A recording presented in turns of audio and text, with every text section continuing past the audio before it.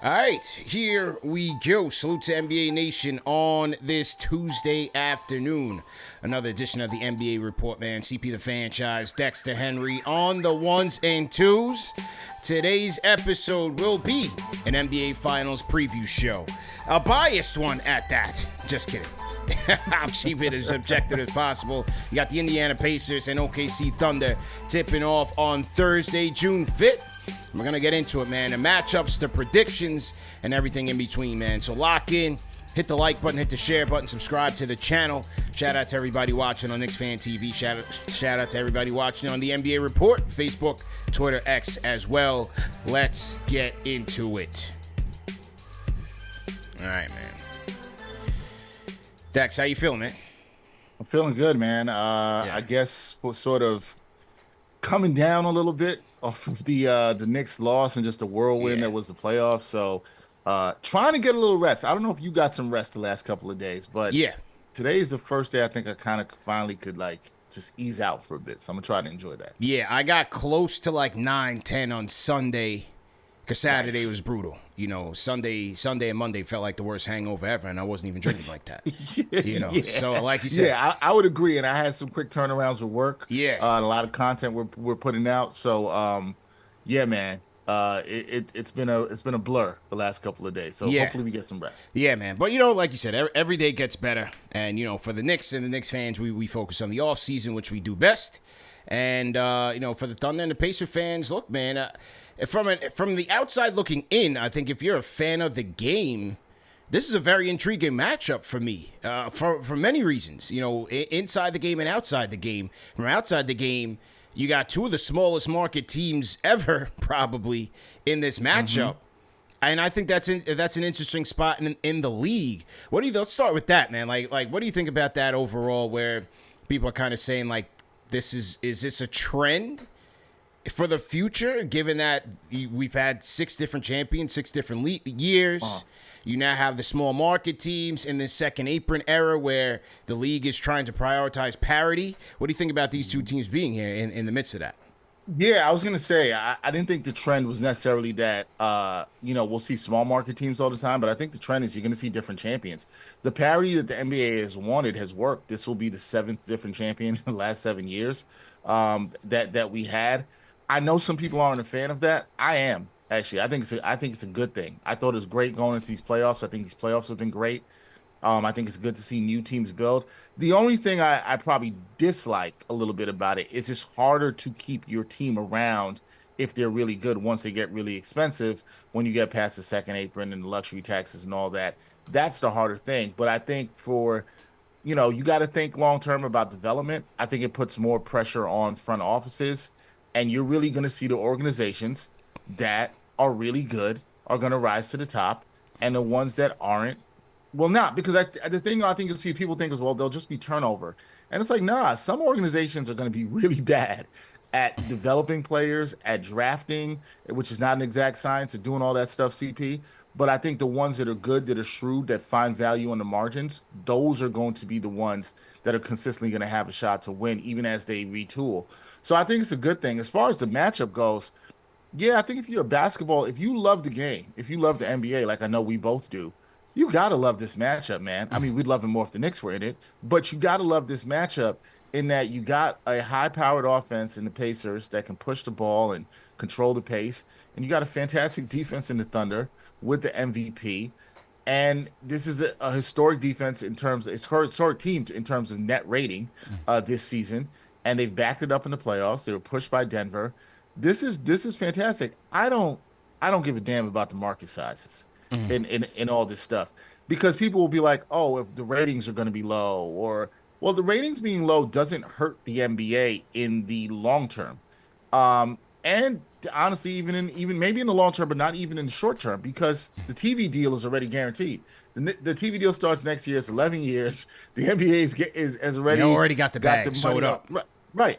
Yeah. So it's already sold up. It doesn't change anything. And I think if you love basketball, you're going to tune in. I don't think anybody who loves basketball is sitting there and it's like, man, because it's Oklahoma City and the Thunder. And I understand these are not big markets. I think Indiana is the 25th largest media market, and Oklahoma City is 47. 40. So they're two of the smallest in the NBA. I know OKC is in the bottom three of the NBA, Memphis and New Orleans being the smallest. But look, if the basketball's good, the players are there, you have stars, you got Haliburton, you got SGA. I don't see how you don't like this. But I do think if you're a fan of other teams, you should be encouraged from what you've seen year to year, where a team like the Pacers, they had continuity. Now they get to the finals. The Knicks, who we're talking about knocking on the door, they might be able to make some tweaks to get to the finals. We saw the Timberwolves tweak their team and still get back to the Western Conference Finals. So NBA's the transactions are going to be fun. The drafting, the winning on the margins is going to be fun, and I like it for the league because it really comes down to who can hit on stars and then who can build their team the best. Yeah, I think it's while it may not be a trend in terms of how to get to this point, as you said, it is a compliment to both of those teams. Again, as a Knicks fan and a Pacer hater, you have to be able to compliment how they've gotten here, both of these teams, because, through Haliburton and SGA, those were big trades, right? For the Pacers, they traded a fan favorite in Sabonis to go get a Haliburton. For the Thunder, they traded Paul George to get SGA in there. They kind of built their core around there. Miles Turner, homegrown product with the Pacers. OKC, tons of homegrown products just through tanking all those years. But then, they make these tweaks on the margins. The first order of business last offseason for the OKC Thunder was to get Isaiah Hartenstein out of New York. And in OKC, they fired up the jet. And first day of free agency, they brought him back to OKC. Went to Oregon where he was at. I remember putting it out there during the playoffs, like, man, OKC could really use Hartenstein. And Knicks fans like, CP, don't put that energy out there. So I guess y'all can blame me for that. They go get Caruso. Those are excellent additions. Excellent additions for them. And then, Pacers, like both those teams, you drafted well. Case and Wallace, defensive scrapper. The Pacers bring in like a Shepherd, a Nebhard. They acquire Neesmith from the Celtics. So you just have to give both of these teams and compliment them in terms of their build, their stability, how these players are being utilized. And now you have two teams with the two deepest benches in the league going at it. So yes. I think that adds to the intrigue, CP. Man. Yeah, that's the thing for me, CP. I think that's the thing. If you look at this whole playoffs and look at the two teams that are now standing, I don't know how you look at these playoffs and not say the league has evolved, the league has changed. Not in just the parity, but how you have to build your teams. You have to have depth. If you do not have depth, you cannot win now. You think just being top heavy and having stars, and this is to all the, you're going to see this in a lot of teams. It's not just the Knicks.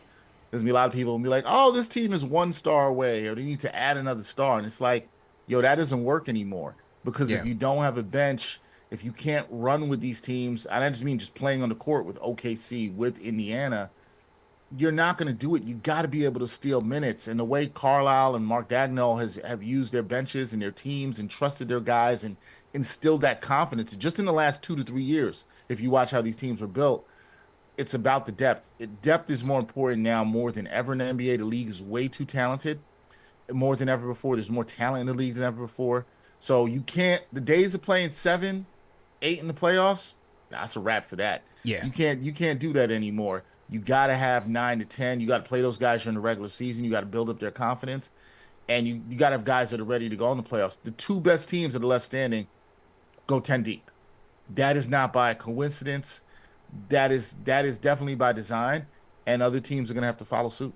Yeah, for sure. So to everybody in the chat, once again, hit the like button, hit the share button, subscribe to the channel. CP and Dexter on the ones and twos, NBA report checking in. We are previewing, reluctantly, the NBA finals between the Thunder and the Pacers. And another thing where I think this is intriguing is, look, we're always talking about what does the health of the league look like going forward, the post-LeBron, post-Steph, post-KD era. Those guys, the sun is setting on those guys. LeBron will be first, probably Steph next, and maybe KD, or who knows, because KD's still out there scoring like a machine. So, but LeBron will certainly, you would think he's certainly first. But anyway, that star power, that charisma, that cachet that those guys brought, it's putting a lot of pressure on, in terms of who the face of the league is going to be. Is it going to be one person? Is it going to be several? But here you have a finals matchup where SGA is getting more and more of his due Finals regular season MVP, Western Conference MVP, and maybe he becomes a Finals MVP. He was, I believe, ninth in terms of jersey sales this year. And then you have Haliburton, who, another guy who's rising up on the stage, who had an outstanding playoffs. Got to give credit where it's due. So you have two guys now. Last year it was Tatum and Brown, if you will. This year it's Haliburton and SGA, and maybe there's some spillover. There was an article in The Athletic that talked about the spillover from Milwaukee getting to the finals and winning it, and the amount of national TV appearances, and then the Nuggets and Jokic getting to the finals, and them getting their shine, and Jokic getting his shine, even though he really doesn't want it. So, hey, maybe this boosts one of those two guys should they win the whole thing. Yeah, I read that article in The Athletic, too, that talked a lot about that. And they were talking about some of the things I talked about with the market size and all that. And listen, for these smaller market teams, getting your star player on this stage matters, right? Like, it matters a ton. It'll get you more national TV games. OKC was down in national TV games in a year which they should have had more. You wonder what Cleveland having a great season this year will do for them in terms of national TV games next year. These are huge for these franchises. It's huge for these players. I mean, listen, getting to the stage is huge for any player. Yeah. Maybe some people around the league get to realize how good of a player Jalen Williams is, or True. Pascal Siakam is, who's sometimes I think really underrated. And hopefully people saw what he did in the conference finals and throughout these playoffs, that Pascal Siakam is a really damn good player. Andrew Nembhard. There are guys who I think people are going to learn about if you didn't watch it. And I always try to separate that, CP, because I understand you and we watch the league. We're League Pass junkies. We're watching basketball all the time. But, I understand for the casual fan, if you're a casual fan, it's cool. You can learn about a new star. You can't just rely on the old, established, always household names. And you're right, CP, they're in a transition period right now, the league is. But I think there are good young stars. I think you got Anthony Edwards. I think you got SGA. I know some people don't like how SGA plays. I consider Haliburton a star. I know sometimes people don't like his antics too, and Knicks fans, I get it if you hate Haliburton. But I think having a player to hate is a good thing. I think that's a good thing for the league. You obviously got the guy down in San Antonio who looks like he's going to be a monster in Wemby. So, there's still Lucas in L.A., There's still plenty of star power in the league. You got Brunson in New York. So it's not just the big markets. You got stars in the big markets, for sure, that I think are going to matter. But, look, it's a different – this, CP. It's a different time, man. With social media, with the globalization of the game that we saw in the 90s and spread beyond, you can be a star anywhere, right? And if you win and you're killing it, people are going to watch. And that's it. Now, do I think we could probably still see some dynasties? I'll tell you what, this OKC team has a chance to do it because they're young enough. Yeah. They're young enough, and they're still relatively cheap enough before they start having to pay. It's really when they start having to pay J-Dub and Chet. Right. But they're relatively cheap enough to get this done. They're going to be at the top next year. So is Indiana. So you got to watch the teams that are below the second apron, watch how they make moves on the margins. And I think all this stuff is good for the league, man. I really do. Yeah, I agree, man. And again, it's an intriguing matchup that I'm very much looking to see and see how it all plays out. So to everybody in the chat once again, hit the like button, hit the share button, subscribe to the channel. I'm looking at the YouTube chat, and there's a new leaderboard here. TM, let me know if you're familiar with this. There's a new community leaderboard here that ranks people in the chat. I guess they have XP now, but is the XP based on the amount of chats that they're putting in there? That's very interesting. So I see KnicksFan 1992 is number one on the leaderboard right now. Dark Matter RA, Fade 424. Shout out to J Rose 712. Shout out to JJ. I see Big Daddy G in there. Oh, very interesting, man. Very interesting. I just took notice of this. I hadn't seen this. This is new. Yeah. I haven't seen this before. Yeah. Okay. My 2 cents. Salute to you, man. What's the most intriguing matchup you're looking at here in this series? So for me, it's who does. How will I say? Not really. Might not be. It probably isn't going to be one person. But how does Rick Carlisle try to defend SGA? And is it him allowing SGA to beat him and say, hey, we're going to stay home on these other guys. We're not going to let them beat us.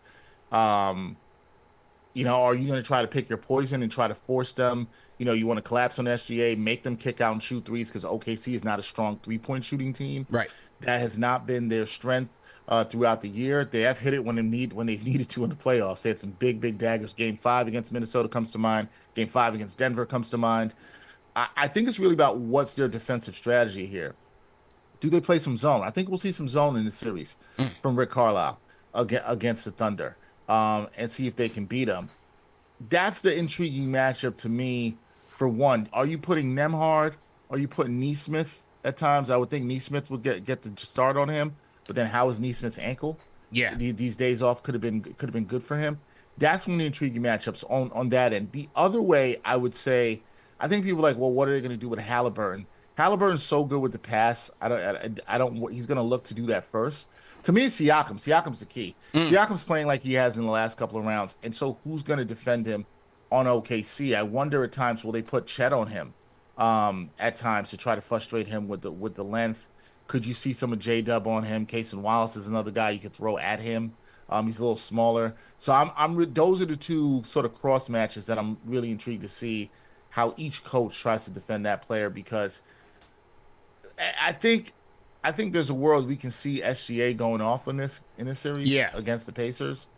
But again, it'll come, do you trust the other guys to do it? Now, to be fair, I've questioned Jalen Williams all playoff long. He has stepped up to the challenge, especially in some big games. So that young man has grown up, and I'm happy for him because he's shown, okay, I can be that clear number 2 option.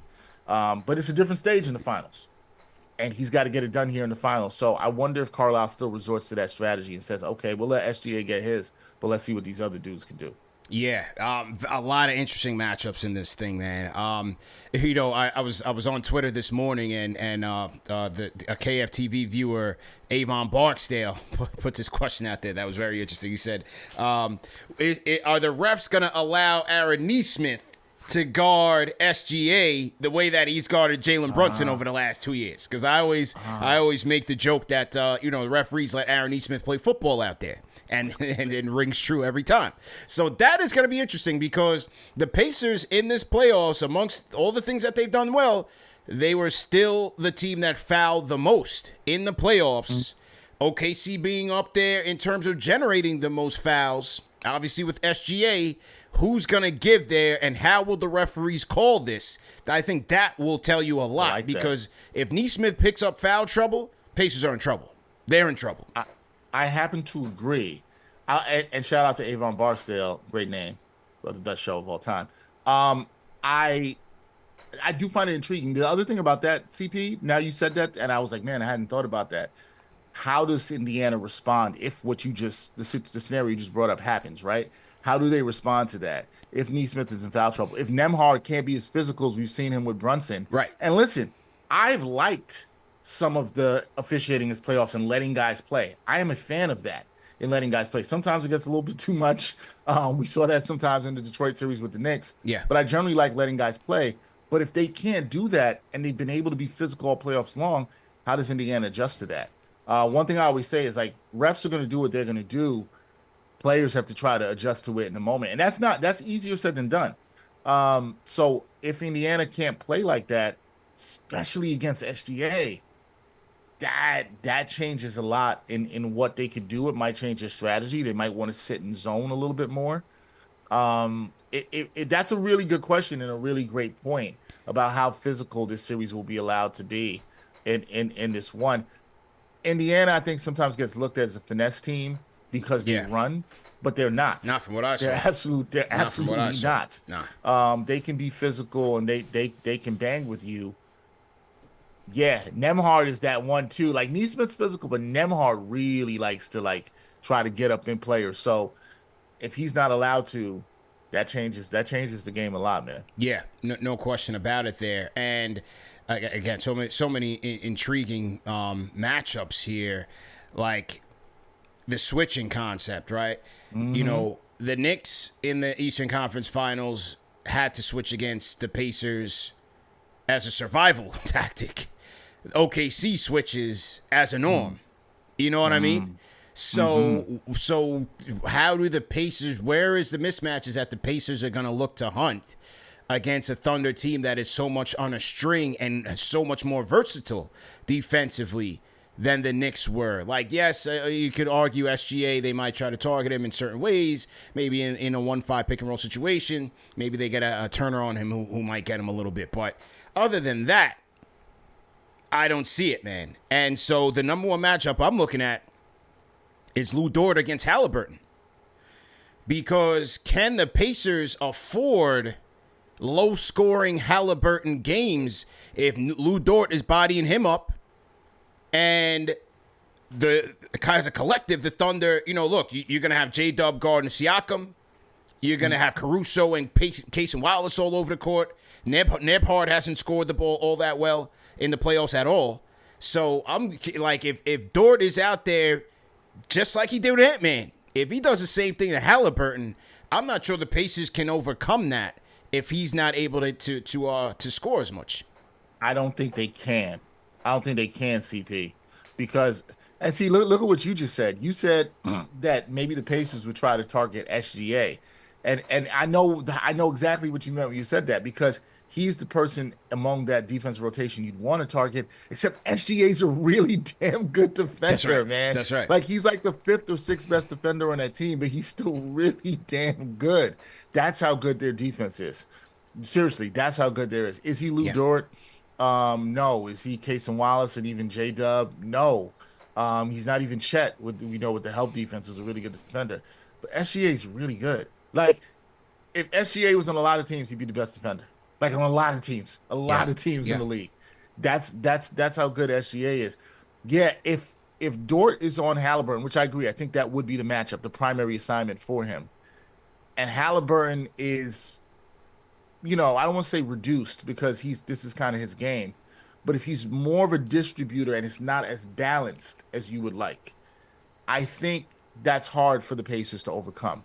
They're going to need him creating on the outside. They're going to need it. Haliburton's in his bag, like what we saw in Game 6.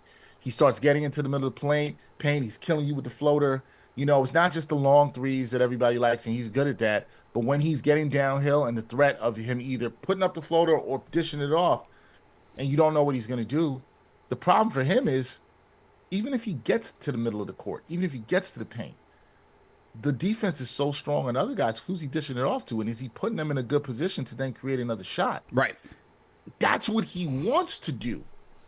But if he can't do it, and I think the other side of it too is, like, you do need a scoring CP, but what if he then becomes too much of a scorer? Like, he starts doing too much. That's not his game. Yeah. Right. And if he and that's another thing where you can get thrown out of your game a little bit. And that's my concern with the Pacers for that. With all that being said, I think that's why you have to give the advantage a lot here to the Thunder, because of what you're talking about, how good they are defensively, how versatile they are defensively. As you said, they switch in their sleep because everybody can guard everybody and there's no worry about the next person. I also will add, the last thing I'll add to that is, you wonder with the Pacers, and I think you were alluding to this, CP, they're coming off a matchup where they were able to hunt the Knicks' 2 best players, who were their 2 weakest defensive players. This is not that series. This is different. And look, everything changes series to series. You got to make adjustments.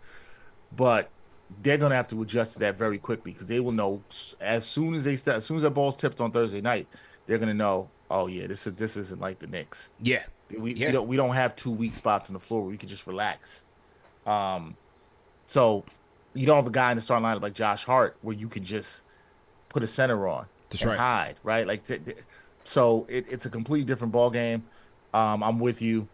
If Haliburton is forced way too much to be a scorer or isn't allowed to be balanced enough, I think that's a real problem for the Pacers. Yeah, no question about it. And then, look, another place where the Pacers had their advantages over the Knicks was in the transition game, in particular off of turnovers. Well, now you're going up against a team with the best turnover differential in the league and in the playoffs. So they're number one in terms of turning you over, and they're number one in terms of not turning the ball over. So, again, where you're looking at advantages in this series, it's going to be interesting to see, can the Pacers generate enough points here if they're not turning OKC, if OKC's not making those same mistakes, and also if they're clamping up, because OKC's got the number one transition defense in the playoffs as well. So can the Pacers want to play fast? Well, OKC can play fast. That's going to be interesting. That's that to me, that last part about how the Thunder are the #1 transition defense, because we saw how poor the Knicks defense was Yeah. in the conference finals, and they got burnt on it many times. Where I was like, man, I've never seen teams score that quick off of makes. That's where it was. OKC is going to be ready for that. Now, it doesn't mean I don't think that the Pacers shouldn't try that. The Pacers have to try what they are. They have to know what they are and do what brought them to the dance. So I think they do have to try to run off of makes. I think they absolutely going to try to run off of misses. Because to some degree, you can say that the Thunder have not gone up in a series against a team that plays as fast as they do. So you almost want to see what happens when both those things meet. But I think the Thunder they're so good defensively, they're so good in transition defense. And again, that's another thing. I think with the Pacers, a lot of it for me is, will they get rattled if certain things that are their strength don't work for them? And then how do they adjust? That's what every series is about, but that's so much what this is about for them. Because I think the Thunder can take more away, at least in theory, of what the Pacers do really good. And we just haven't seen the Pacers react to that. Now, here's the thing. What if the Pacers are able to get easy transition buckets on the Thunder, particularly in game 1? And the Thunder are kind of like, oh, man, we've never had anybody run on us like this all season. It's fair. It's true. What happens when they get that haymaker, right? So you kind of got to see, but I think what you just encapsulated there is what makes this series so interesting. And this is why basketball fans should be intrigued. It's sort of, you and I both like boxing. We talk about this all the time, right? We know styles make fights, and this is really one of those matchups for basketball. People kind of use that term a lot, but this is really one of those, because the Pacers have their style, the Thunder have their style, and it's almost like, yo, what happens when this comes to a head, and how's this going to look? So, yeah, I'm intrigued. The transition matchup is going to be huge in this series. Battle of the benches is also going to be interesting. 2 of the deepest benches in the league. Pacers bench has been ridiculous. They outscored the Knicks bench by almost 100 in the Eastern Conference Finals. It's a top 2 for me. Now, Jarris Walker is going to be missing the first 2 games. He suffered a sprained ankle in Game 6 against the Knicks. But to me, it's going to be McConnell and Mathurin and Sprinkle and Obi against Case and Wallace and Caruso. And Mathurin killed the Knicks in terms of getting to the free throw line, and his athleticism hurt him a little bit. I think that the Thunder have the bench defensively, sprinkling Isaiah Joe, Aaron Wiggins. Those 2 are bringing their 3-point prowess, but then also defensively, they can match up. Wiles can go step for step with McConnell, where he was crushing the Knicks and getting inside the paint. Yeah, Knicks fans are sick of seeing McConnell get in the paint. I don't think he gets in the paint like that in this series. He'll try. I don't think he will. And I think that's another edge, CP. I'm just with you on this, on a lot of the stuff. It's the Thunder bench can defend so well. We just talked about the guys off the bench. Case of Wiles and Caruso coming off the bench. Those are easily 2 of the 15 best defenders in the NBA on the ball. And they're coming off the bench for the Thunder, guys. Coming off the bench. I think you're right. Look, Mathurin's a microwave bucket, but he has not gone up against a defense like this. This is also his first time in the finals. He can get you points in bunches. I think if he can score, that's huge for the Pacers. Yeah. Anything the Pacers get from McConnell off the bench, him off the bench. Mathurin is key to me. Mathurin is key.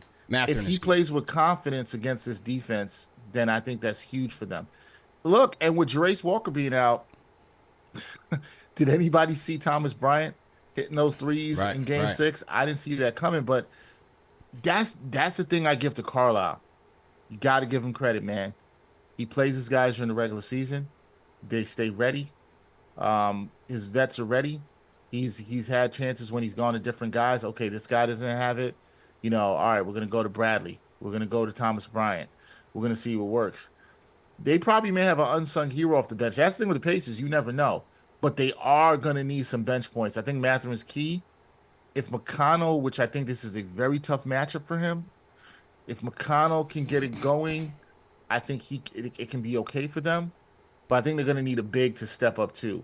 Somebody that it could be Thomas Bryant because he can stretch the floor a little bit. Somebody who put some pressure on Hartenstein. Somebody who put some pressure on Chet Holmgren, make him come out a little bit. I think that's going to be key. Do they have a big that can give them quality minutes off the bench, especially if Miles Turner gets in foul trouble. Now, Miles Turner, I'll say, easier matchup for him this series guarding Holmgren and Isaiah Hartenstein than it Yeah. was with Cat. Cat was a handful for him, Right. but he does have a penchant for getting in foul trouble, and that's where you might need a big step off the bench. But I'm with you. Mathurin's key, but man, this is a Mathurin and all these bench guys. They're going up against the best defensive bench unit in the league, and so it's not going to be easy. Yeah. Not at all. And speaking of Chet, Black Yankee 79, so to you, $5 Super Chat says, Chet Holmgren and Caruso are the X factors for OKC. I think I'd agree with that, especially Caruso off the bench. You know, he can come in with the starters. He's versatile, and he can lock up. And then Chet, you know, Chet will take some threes now. He'll take them threes and make see where I think the Pacers outside of Turner. Forget Thomas Bryant. He made the Knicks look stupid. They don't have the front court depth for me in this series. And you can argue, you know, OKC's front court is a little bit shaky at times, especially when it comes to grabbing boards. But Chet's versatility, Hartenstein can get gritty, grab boards, play some defense. I got to give the edge to the Thunder there in the front court. They do have the other Jalen Williams off the bench as well. Yeah, I'll give the edge to them too. Yeah. I think they've got the edge. I just think they're more versatile in the looks they can give you. You know, they can close games where they play Hartenstein and Chet. They can go Chet solo at the 5 and a little smaller, spread you out. Yeah, I give them. I like Black Yankee 79. I agree. Caruso, you know, so crazy. I don't even feel like I consider him an X factor because he's so good, man. Yeah, He's so good. He's such a pest. Yeah. On defense. Shut Julius down. And I know why Black Yankee 79 says that, because I think Caruso can really change games for that second unit when he comes in. You can even see him close. Dagnall's not been afraid to close with him because of how good he is defensively. You've seen him play big minutes in big games. He can wreak havoc. And, you know, he started the season not shooting the ball well from downtown and has gotten better. And he's hit some big shots through the playoffs. So he's got the confidence. He's an X factor. He's a guy, like, you throw him on Mathurin, he could disrupt things for Mathurin. I can see Mathurin having his fits with him. Yeah. So he is an X factor. I like those two guys there for sure for OKC. Gonna be interesting, man. Yet and still, I don't think OKC has not seen an offense like this all playoffs either. You know what I'm saying? It's fair. I'm gonna give the Pacers 2 games in this, man. I'm gonna give them a couple games. Yeah, well, okay. So we're on the same way with this all the way. I was really thinking about this before I came on here, and I was like, I'm picking OKC. I'm picking OKC. I think OKC is a better team. But I was like, am I giving the Pacers 1 game? Giving them 2? My gut says 2, man. I'm giving them 2. My gut says 2, and in one of these games, I think the Pacers are gonna. One of these road games, I don't know if it'll be the first one, but I think the Pacers are gonna shock some people with how they come out, maybe how fast they look. One of these games are gonna catch OKC off guard. Could be the first one. Something. First one to me could be a rest versus rust type of thing. You know what I mean? I kind of hope the Pacers steal the first one, because it just makes the series more. Make it interesting. You know? It's all the pressure goes on OKC, who's obviously the favorites here. I like it. I see somebody in the chat says OKC barely beat Denver, but Denver is a good team. They have the best player in the league. It is Jokic, and Murray played well. You know? And listen, Denver played a little better than I thought they would in that series, despite having any depth. I think what lost Denver that series, they didn't have no depth. They didn't have the depth. That we talked about one scored and got her, and you know you're not really counting on him to be like a dynamic scorer for you. But Porter's shoulder injury and Gordon with the hamstring really hurt him. Yeah. Do I think Denver could beat him? Absolutely. I'm not, but I think OKC, that was a grow-up series for them. A lot of people look at it that way. I think they needed to be tested like that. I think they need to be pushed the way we were in Game 5. Even Game 4, they had to come back. They had to because Game 4 they won, but it was close in that game. They had to come back and win that at the end, and then they had to win in Game 7. I think that was great for the team. I think they needed to be battle tested. I would not be. Sometimes it's about matchups. I wouldn't be looking at it and say, hey, they got pushed by Denver, and then they different beat matchup Minnesota in 5. So that makes it's about the matchup. Minnesota was just a better matchup for them. Sometimes it goes like that. I do think I'm going with OKC in 6, CP. Could I see it happening in 5? Yes, I could. But I think Indiana is good. They're well coached. I have a ton of respect for Rick Carlisle. I think he figures he'll figure out a game. I think there's a game where they may throw a lot of zone at OKC and it throws them off. OKC is a streaky 3-point shooting team. They were in the low teens in 3-point shooting this year. That can be an Achilles heel of theirs. You saw that in the Denver series, how that hurt them in a couple of games. So I'm gonna go OKC in 6. That's my pick. OKC in 6. I'm gonna go OKC in 6 as well. And look, the Pacers still have quite an efficient group of 3-point shooters. And maybe a couple nights that might be your night. You know, it's a make or miss league. But hey, if Netpart can knock them down, Siakam, Turner, Nesmith, you have some of the most efficient shooters in the playoffs still, and it could be one of those nights. And hey, the Pacers. I mean, they've been clutch, 7-1 in the clutch this year. OKC 5-2. Who blinks first in a close game situation? So the Pacers defense is going to have to show up. They're going to have to keep it tight. Obviously, they're going to have to keep it close. But if they do keep it close, with Haliburton there at the helm, I still think they have a chance, man. I still think they have a good chance. I want this to be a good series because I'm sick of the talk of the small market stuff and nobody's going to watch. I want this to be a good series. You want it to be this is what the league wants. The league cares about these finals being long. They want length because that also helps them sell more advertising. Yeah, that's how that stuff works. And so they want that. And I think if you're a fan, you want it to be a deep series. This is a very intriguing series. And yeah, you're right. I think the Pacers, if they play to their defensive strengths, which they can be a little bit better defensively, then I think that, and they shoot and they get some streakiness from OKC with the 3-point shooting, I think this could be a little closer than people may think. I don't think OKC sweeps. Yeah, I'm confident in my pick with 6. I'm gonna go with OKC in 6. Yeah. But this Pacers team is damn good. It's a damn good Pacers team that probably will be and should be the favorites in the East going into next season. It's a damn good team. I'll go OKC in 6 as well with SGA as my MVP. And my guy iHeart raising the chip. I'm going with iHeart, man. You know what I mean? I'm rooting for Obi. Hell no. I'm rooting for the fake Knick colors and my guy iHeart as the former Knick. Yeah, there OKC stole our colors. They should have just gave him Seattle colors. I don't know why they gave them our colors. But I'm gonna be rocking with them. I'm an SGA guy. He should have won the MVP last year. He got his just due this year. They deserve it. You know, they had the most growing pains. And I think they deserve it this year. My guy iHeart came through, transformed the team defensively, took him over the top while Chet was on the mend. Just CP, like he did with the Knicks. CP, there's no way you were rooting for the Pacers. There's Never. No way you root for the Pacers. Never. There's no way. Look, once a Knick, always a Knick. You're not going on the Obi Toppin train here. You're not doing it. Never. Not rooting for the Pacers. Never. Listen, the Pacers are tough. That's a tough sell for Knicks fan to root for. No chance. Just like the Miami Heat's a tough sell. No root chance for the Bulls.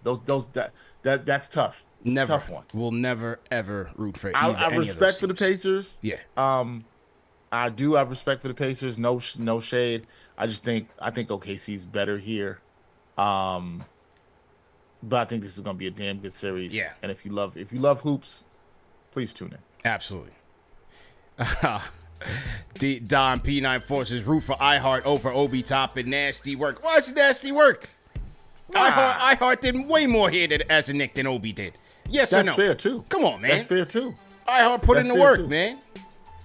What do you mean? He came in here as a journeyman and left as a starting center for the OKC Thunder.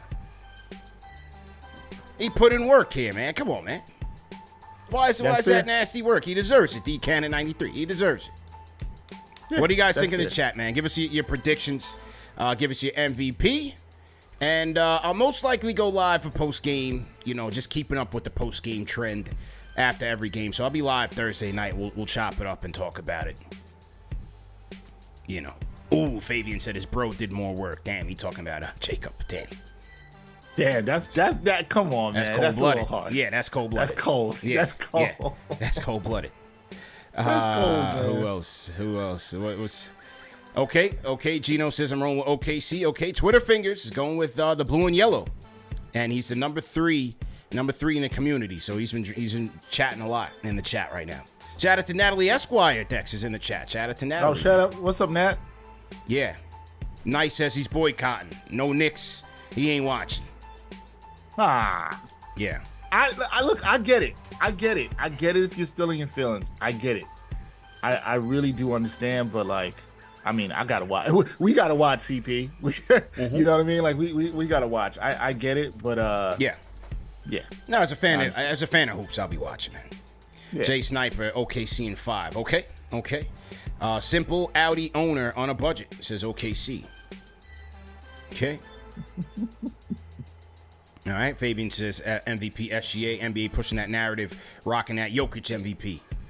My 2 cents. OKC in 5. SGA by MVP by a mile. Nobody's picking a sweep. I noticed. Nobody's picking a sweep. Lee Bloxham in the UK says OKC in 7. I hope it goes 7. I don't think it will, but I hope so. Yeah. OKC in 5. Okay. All right, man. Well, great show, Dex. Great show. All the mods. Great show. Everybody in the chat. All of our franchise channel members watching on YouTube. Shout out to everybody watching on the NBA Report. If you have not subscribed to the NBA Report yet, go ahead and do so. We definitely appreciate everybody for watching over there. And, yeah, man, like I said, be live on Thursday after the game. So, yeah, appreciate everybody for tuning in. And